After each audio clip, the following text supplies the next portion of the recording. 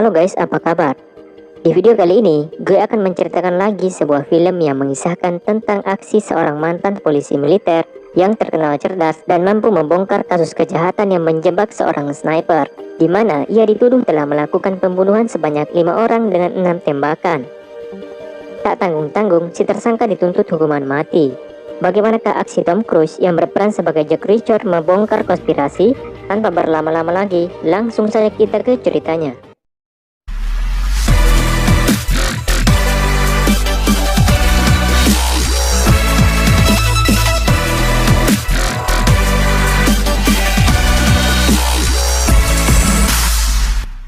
Film ini diawali dengan sebuah peristiwa penembakan oleh seorang sniper yang menyasar korbannya secara acak.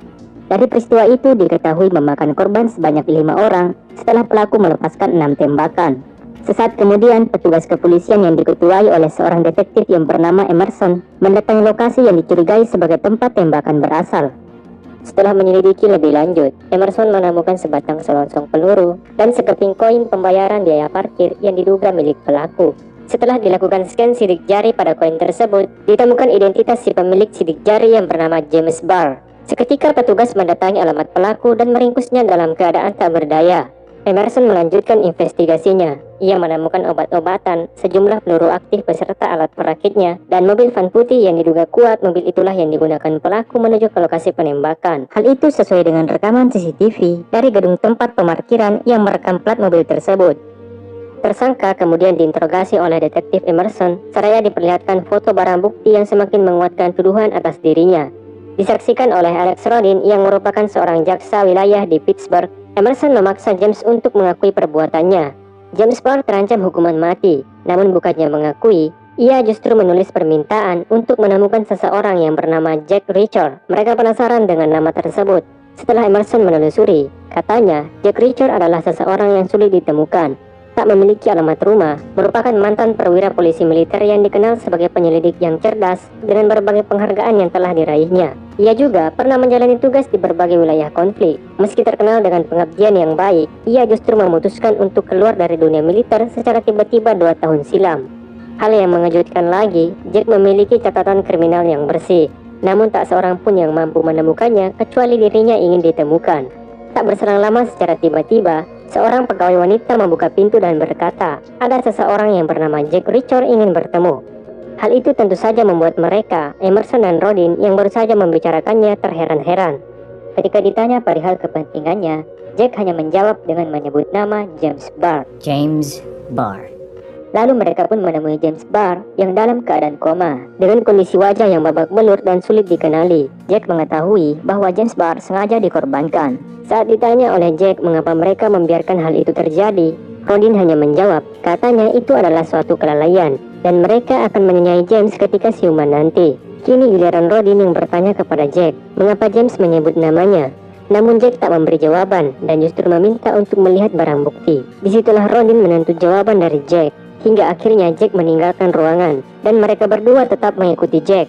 Mereka melanjutkan perdebatan di luar ruangan. Rodin dan Emerson beranggapan Jack adalah teman James. Hingga datanglah seorang wanita, putri dari jaksa Rodin yang bernama Helen. Ia adalah pengacara James Barr yang akan membela James dari hukuman mati. Perbedaan profesi dan keberpihakan membuat Helen tak segan-segan melarang ayahnya untuk menemui James kliennya. Begitu mengetahui bahwa yang datang adalah Jack Reacher, Helen terkejut. Karena Jack adalah orang yang paling ia cari dan butuhkan untuk menjadi saksi pembela di pengadilan nanti. Namun Jack tetap saja menolak. Ia mengatakan James bukanlah temannya. Lalu beralih ke sebuah resto. Jack dan Helen sedang membicarakan hal terkait kemungkinan untuk membebaskan James. Namun Helen menjelaskan bahwa dirinya hanya ingin menyelamatkan James dari hukuman mati, karena sudah barang tentu ayahnya akan memenangkan kasus tersebut. Rodin dikenal sebagai jaksa yang tak pernah kalah dalam menangani kasus besar. Ia selalu memberi 2 pilihan kepada tersangka, mengaku atau menjalani hukuman mati. Mengetahui pembicaraan sedang direkam, Jack mematikan alat recording Helen dan melanjutkan pembicaraan. Ia lalu menjelaskan bahwa dahulu James adalah seorang sniper intai yang ditugaskan di wilayah Irak. Setiap pekan James dilatih dengan 2000 tembakan. Di Irak, setiap hari James memantau aktivitas warga melalui teropong senjatanya. Selama 2 tahun bertugas, James tak pernah mendapat izin untuk menembak. Namun tiba-tiba saja pasukan ditarik dari Irak. Hal itu menyisakan semacam perasaan gatal pada jemari James. Ibarat nafsu yang tak pernah terlampiaskan. Ia mendapat latihan tembak selama 2 tahun, namun bukan ditujukan untuk manusia. Ya, dia butuh pelampiasan. Secara sadar atau tidak, ia membunuh 4 orang dengan senapannya. Kasus tersebut kemudian diungkap oleh Jack yang saat itu menjabat sebagai polisi militer. Namun kasus pembunuhan itu ditutup oleh seseorang yang mengatasnamakan perang. Maka dari itu Jack datang bukan untuk membela James, namun justru ingin menguatkan tuduhan pembunuhannya. Setelah mendengar ucapan Jack, ternyata tak menyurutkan niat Helen untuk membela James. Ia tetap ingin agar ada pengadilan yang adil bagi James dan menyelamatkan James dari hukuman mati. Helen berharap agar Jack bersedia menjadi ketua penyelidiknya dan menilai kasus secara objektif. Namun Jack tetap ingin pergi malam itu. Di saat Helen sudah tak tahu lagi harus berbuat apa untuk menyelamatkan James, tiba-tiba Jack muncul lagi dan membuat sebuah kesepakatan. Ia bersedia menyelidiki kasus James, namun Jack juga meminta agar Helen menginvestigasi para korban secara objektif pula. Singkat cerita, Helen pun mendatangi rumah para korban satu persatu, sedangkan Jack mendatangi TKP dan lokasi penembakan. Di sisi lain, seorang pria sedang memantau aktivitas Jack, sembari memegang biodata Jack sewaktu masih bertugas sebagai polisi militer dulu. Dengan berbagai drama yang telah terjadi, akhirnya Helen berhasil menggali sedikit informasi mengenai para korban kendati nyawanya sebagai taruhan. Sementara itu, Jack juga dipersilahkan untuk melihat barang bukti yang telah dikumpulkan oleh Emerson. Aksi saling sindir antara Jack dan Emerson terus berlanjut. Sepertinya Emerson meremehkan kemampuan Jack karena melihat Jack tidak mencatat atau melakukan dokumentasi saat mengamati barang bukti. Emerson kemudian mencoba mengetes Jack dengan menanyai nomor seri senapan pelaku yang barusan dipegangnya. Tapi Jack justru balik bertanya pada Emerson mengenai tahun pembuatan yang tercetak pada koin pembayaran parkir pelaku. Emerson hanya terdiam karena dirinya tak mengingat. Dengan santainya Jack menjawab, 1968.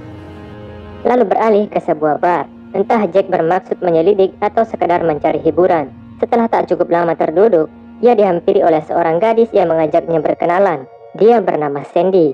Akan tetapi Jack memperkenalkan diri dengan nama berbeda. Ia menggunakan nama Jimmy Reese. Di sela percakapannya, Sandy mengajak Jack ke mobilnya untuk berbuat sesuatu. Namun Jack menolak dengan alasan ia sedang menghemat keuangannya. Namun ternyata ucapan Jack membuat Sandy tersinggung. Ia merasa Jack telah mengatainya sebagai pelacur. Reaksi Sandy yang mengatakan dirinya bukan pelacur didengar oleh teman lelakinya yang mengaku sebagai saudara Sandy. Mereka menantang Jack untuk menyelesaikan permasalahan secara jantan. Dengan tidak berkeberatan, Jack menerima tantangan mereka. Sebelum bertarung, Jack malah memberi kesempatan kepada mereka untuk kabur. Tapi mereka menganggap Jack terlalu songong. Dan benar saja, Jack menghabisi para pemuda itu dengan mudah.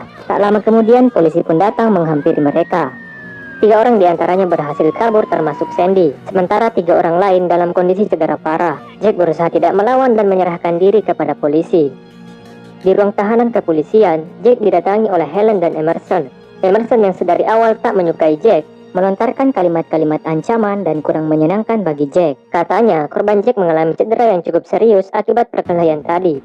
Namun ketika Emerson hendak meninggalkan ruangan, Jack balik memanggil Emerson dan menyebutkan nomor seri senapan yang digunakan pelaku penembakan. Hal itu membuktikan Jack adalah seorang penyelidik handal yang tak bisa diragukan kemampuannya, memiliki ingatan yang kuat dan mampu mengingat sesuatu hanya dengan sekali melihatnya. Seketika Emerson pergi dengan perasaan malu. Akhirnya Jack dibebaskan dengan bantuan Helen. Jack merasa curiga dengan Sandy dan kelima lelaki yang mengaku saudaranya. Ia yakin ada seseorang yang menugaskan mereka untuk menghabisi dirinya. Sementara Helen melaporkan temuannya bahwa korban tidak memiliki keterkaitan satu sama lain. Helen pesimis. Ia menilai James layak menerima hukuman mati karena James telah membunuh 5 orang yang tak bersalah. Tak sampai di situ, Jack terus melanjutkan penyelidikan.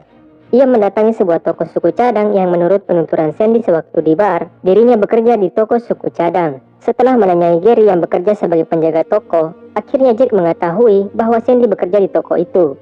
Namun terlebih dahulu, Gary ingin mengetahui tujuan Jack mencari Sandy. Tanpa seizin Gary, Jack memaksa masuk ke ruang kerja karyawan. Melihat kedatangan Jack membuat Sandy terkaget. Setelah menyuruh Gary pergi dan berbicara 4 mata, dengan sendirinya Sandy mengakui bahwa ia telah disuruh oleh seseorang yang bernama Jeff Oliver. Seseorang yang bekerja di toko tersebut dan memiliki bisnis sampingan meracik sabu. Sandy terlihat pasrah dan menuruti semua keinginan Jack, asal dirinya tak disakiti. Ia memberikan alamat Jeff Oliver kepada Jack dan meminjamkan mobilnya. Ketika Jack akan pergi, Sandy bahkan mengajak Jack untuk berkencan. Namun Jack justru memperingatkan Sandy untuk keluar kota beberapa hari tanpa menjelaskan maksudnya. Jack kemudian mendatangi alamat Jack Oliver dan menemukan wanita tua yang sepertinya dalam pengaruh narkoboy. Jack lalu memasuki rumah tersebut, namun rupanya wanita itu hanya berpura-pura. Ia lalu menghubungi seseorang dengan ponsel miliknya. Setelah menyelidik cukup lama, Jack kedatangan beberapa rekan Jack Oliver. Dengan mudah Jack menghadapi mereka. Salah seorang anak buah Jack Oliver dipaksa oleh Jack untuk mengungkap keberadaan Jack Oliver saat ini. Namun mereka tak satu pun yang mengetahui keberadaan bosnya itu. Jack akhirnya berasumsi Jack Oliver telah mati. Ia mulai menemukan benang merah dari kasus James Barr. Jack menemukan banyak kejanggalan saat mendatangi lokasi. Sniper sekelas James Barr tergolong cukup handal.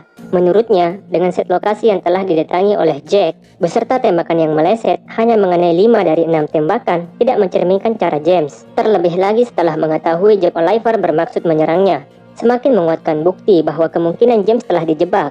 Sesuatu yang tak disadari oleh semua orang, maka dari itu, Jack telah mengetahui alasan James menyebut namanya, karena James ingin agar Jack lah yang menyelidiki kasus yang mengkambing hitamkan dirinya. Mendengar penuturan Jack, Helen merasa terpukau. Ia sangat menyayangkan keputusan Jack untuk pensiun terlalu dini dari polisi militer. Mereka berdua terus mengusut lebih dalam, mencari siapa dalang di balik konspirasi pembunuhan yang mengkambing hitamkan James. Dengan kecerdasannya, Jack mampu mengungkap sosok yang merupakan otak di balik pembunuhan. Adalah pemilik perusahaan konstruksi yang bernama Lebendauer Enterprises. Mereka membunuh 4 orang secara acak untuk menyembunyikan satu korban spesifik, yaitu pemilik perusahaan konstruksi Online Archer. Diketahui Lebendauer ingin mengakuisisi perusahaan Online Archer, namun pemilik Online Archer menolak, sehingga disitulah mereka murka dan mengutus penembak jitu untuk membunuhnya.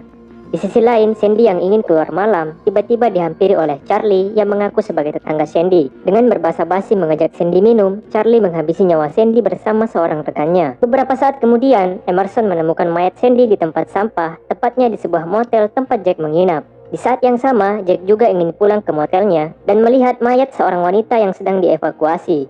Ia pun sudah tahu kalau mayat itu adalah Sandy, dan sepertinya ia juga akan dikambing hitamkan. Tak berselang lama, keluarlah Emerson dari motel dan melihat Jack yang sedang berada di halaman depan. Melihat tatapan Emerson, Jack mengetahui bahwa Emerson tengah memiliki maksud yang tidak baik. Dengan spontan, Emerson mengeluarkan pistol dan meneriaki Jack sebagai tersangka. Ia segera menancap gas melarikan diri dari tempat itu. Dengan cepat detektif Emerson beserta rombongan polisi mengejar Jack, sedangkan Jack sendiri ingin menangkap Charlie yang selalu membuntutinya. Hingga tiba di tengah kota, Jack mencoba mengecoh mereka dengan meninggalkan mobilnya yang sedang berjalan sendiri. Sedangkan Jack ikut menumpang pada sebuah bus. Emerson dan Rodin lalu mendatangi Helen mencari tahu keberadaan Jack. Mereka lalu menjelaskan bahwa Jack telah melakukan banyak tindakan kriminal. Namun Helen juga mengaku tak mengetahui keberadaan Jack. Tak berselang lama telepon berbunyi. Begitu Helen mengangkatnya, ternyata yang menelpon adalah Jack. Jack lalu mengatakan kepada Helen, dirinya telah dijebak atas kasus pembunuhan Sandy. Keadaan yang sama persis terjadi pada James Barr. Jack mencurigai seseorang, antara ayah Helen atau Emerson yang ikut terlibat. Jack juga memberitahu Helen bahwa ia telah membawa kabur mobilnya. Namun Jack berjanji akan menyelesaikan kasus tersebut. Setelah melihat Emerson yang sepertinya sedang mencurigai percakapannya dengan Jack, Helen segera menutup telepon dan menyuruh mereka pulang. Jack kemudian mendatangi lapangan tembak yang terletak di Ohio. Ia bertemu dengan pemilik lapangan yang bernama Martin Cash, pensiunan sersan ahli senjata Korps Marinir. Dengan berbasa-basi, Jack lalu berpura-pura mencari temannya yang tak lain adalah James Barr. Ia berharap dapat menemukan informasi siapa penembak terbaik di tempat itu. Jack menggunakan nama berbeda lagi saat bertemu dengan Martin. Namun Martin sepertinya berusaha menyembunyikan informasi dari Jack. Setelah menjelaskan dirinya yang sebagai penyelidik pengacara James Barr, akhirnya Martin bersedia. Tapi terlebih dahulu, Martin memberi Jack challenge 3 tembakan di tengah papan target, barulah ia bersedia untuk ditanya. Jack menerima tantangan itu, tapi ia meminta 1 tembakan percobaan.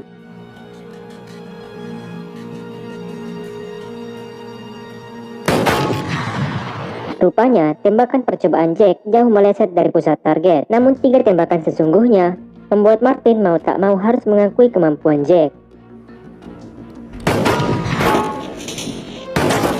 Martin lalu menceritakan bahwa James Barr lah penembak terbaiknya. Setelah melihat rekaman CCTV, James akhirnya mendapat wajah pelaku. Orang itu adalah Charlie, yang diduga kuat sebagai kaki tangan oknum yang mengkambing hitamkan James Barr. James lalu menghubungi Helen perihal temuannya. Ia mengingatkan Helen untuk tidak berbicara kepada siapapun. Namun rupanya, Helen tengah melakukan pembicaraan kepada ayahnya perihal bukti-bukti yang telah ia kumpulkan bersama Jack Reacher terkait kemungkinan James telah dikambing hitamkan oleh sebuah konspirasi pembunuhan online Archer yang dilakukan oleh anak buah pemilik perusahaan Lebendauer Enterprises. Pemilik online Archer telah menolak melepaskan saham untuk Lebendauer Enterprises yang dikenal sebagai perusahaan konstruksi multinasional. Namun ternyata perusahaan tersebut hanyalah kedok untuk menggunakan dana publik. Mereka membangun infrastruktur yang tak diperlukan, melakukan tindakan korupsi secara masif, dan anehnya lagi, tak pernah ada investigasi terhadap perusahaan tersebut. Akan tetapi ayahnya menganggap itu hanya delusi Helen, sangat tak berdasar dan tak masuk akal. Mendengar jawaban ayahnya, semakin membuat Helen yakin ayahnya terlibat dalam konspirasi jahat Lebendauer. Ia pun pergi meninggalkan ayahnya. Namun saat Helen memasuki lift, tiba-tiba seseorang menahan pintu lift yang akan tertutup. Rupanya, orang itu adalah Emerson. Emerson merupakan komplotan dari anak buah Zack yang merupakan pemilik Lebendauer. Emerson menyetrum Helen hingga tak sadarkan diri, dan mereka membawanya menuju markas milik Zack di sebuah wilayah pertambangan. Di tempat lain, Jack mendatangi sebuah klub malam dan mencoba menelpon Helen. Namun ternyata, yang mengangkat telepon adalah Charlie. Mereka lalu terlibat aksi saling ancam dan tawar-menawar. Hingga akhirnya Charlie memberikan alamatnya agar Jack mendatangi mereka. Singkat kata, akhirnya Jack tiba di lokasi. Ia mulai mengamati situasi. Terlihat beberapa anak buah Zack yang sedang menjaga, dilengkapi dengan senjata, sedang menanti kedatangan Jack. Tak lama datanglah Martin memenuhi panggilan Jack dengan membawa senapannya. Berharap Martin juga membawakan senjata yang sama untuk dirinya, namun ternyata Martin hanya memberinya sebuah pisau belati. Dengan alasan ia tak mengizinkan Jack untuk membunuh dengan senapannya. Mau tak mau, Jack akhirnya menerima pisau itu. Ketimbang dirinya tak memiliki senjata sama sekali. Terlihat sepertinya Martin tak ingin banyak membantu Jack. Dengan inisiatifnya sendiri, Jack akhirnya melakukan cara yang tak biasa. Ia memundurkan mobil yang dikendarainya dengan kecepatan tinggi. Melihat hal itu membuat Charlie dan rekannya merasa senang dan menganggap Jack datang untuk mengantar nyawa. Mereka lalu menembaki mobil Jack dan nasib sial tiba-tiba saja menimpanya. Mobil tiba-tiba berhenti setelah batu besar mengganjalnya. Seketika mobil Jack diberondol peluru. Beruntungnya Martin segera melepaskan tembakan mengalihkan perhatian mereka. Dan Jack berhasil keluar dari mobil. Martin berhasil menembak seorang anak buah Zack. Begitu juga dengan Jack yang berhasil membunuh satu orang dan merampas senjatanya. Sementara senapan Charlie telah dibuat rusak oleh Martin. Jack lalu bergerak masuk mendobrak sebuah bangunan yang dicurigai tempat Helen disandra, namun ia tak menemukan siapa-siapa. Setelah membaca petunjuk pada peta bahwa terdapat sebuah kantor utama yang tak jauh dari situ, Jack segera menuju ke kantor tersebut. Di sana sudah ada Zack, Helen, Emerson, dan anak buahnya yang lain. Charlie datang mengambil senjata, serta mengajak anak buah lain untuk ikut bersamanya. Dengan mudah, Jack menghabisi anak buah Zack setelah Martin mengecoh mereka, menyangka yang membawa mobil adalah Jack. Sementara Charlie yang sedang mencari keberadaan Jack, secara tiba-tiba dihampiri dan diancam dari belakang untuk segera menyatukan senjata. Rupanya, Jack mengajak Charlie untuk berduel. Pertarungan sengit pun terjadi di bawah derasnya guyuran hujan. Charlie tak mampu mengungguli Jack. Ia dipatahkan kedua kaki, tangan, dan terakhir lehernya sekaligus mengakhiri riwayatnya. Menyadari kekalahan Charlie, membuat Emerson mengancam Helen. Ia mengarahkan pistol pada kepala Helen dan ke arah pintu untuk menembak Jack juga. Akan tetapi Jack lebih tangkas. Mereka berdua bersamaan menarik pelatuk. Jack berhasil menghindari tembakan Helen, sedangkan Emerson terkena headshot, walaupun dirinya telah bersembunyi di belakang tubuh Helen. Helen lalu menjelaskan bahwa Jack telah salah paham kepada ayahnya. Emerson lah yang terlibat dalam persekongkolan mereka. Jack lalu mendekati Zack yang sedang terduduk di belakang Helen. Setelah menanyai Zack, Jack lalu menyuruh Helen untuk menelpon polisi. Namun mereka terlibat perdebatan. Menurut Zack, justru Jack lah yang akan dipenjara. Dirinya akan bersaksi atas pembunuhan yang telah dilakukan oleh Jack. Lantas hal itu membuat Jack emosi dan menembak kepala Zack. Mendengar suara tembakan membuat Helen kaget. Ia tak menyangka Jack akan menembaknya. Helen semakin dibuat bingung dengan perkara yang akan dihadapi nanti. Namun Jack tidak mengkhawatirkan hal tersebut karena Helen adalah pengacara dan memiliki relasi dengan jaksa wilayah. Keduanya kemudian berpisah. Martin dan Jack meninggalkan TKP dan Helen sedang menunggu kedatangan polisi juga. Lalu beralih ke sebuah ruangan tempat James dirawat. Helen lalu menemui James Barr dan menanyainya. Namun James sama sekali tak mengingat kejadian. Di depan Helen, ia bahkan mengakui kejahatan yang pernah ia lakukan di Irak sambil menangis. Helen kemudian memperlihatkan foto lokasi penembakan dan berpura-pura menanyai Barr bagaimanakah ia melakukan tembakan. Tak disangka penjelasan James Barr benar-benar sama dengan penjelasan Jack Reacher. Sniper yang terlatih tidak akan memilih lokasi yang menyulitkan baginya untuk menembak. Mendengar penjelasan James Barr, Helen hanya tersenyum. Ia berjanji akan membebaskan Barr dari segala tuduhan. Namun James kembali mengingatkan hanya ada satu orang yang mampu menolongnya. Dialah Jack Reacher. Dan film sekian. Ending yang sangat mengesankan. Sebagai pelajaran penting yang mungkin bisa kita dapatkan dari film ini, hati-hati dalam memilih teman. Pastikan dia adalah manusia bukan alien. Jangan mudah percaya pada orang yang baru kita kenal. Karena you know lah, dunia ini penuh dengan drama. Banyak kelompok elit yang merasa sebagai superior, tega mengorbankan orang lain, tak peduli itu teman, kerabat atau kolega, akan mereka lakukan demi ambisi dan kepentingan mereka. Jangan lupa klik tombol subscribe, like, dan share jika kalian suka. Thanks for watching and see you in the next video.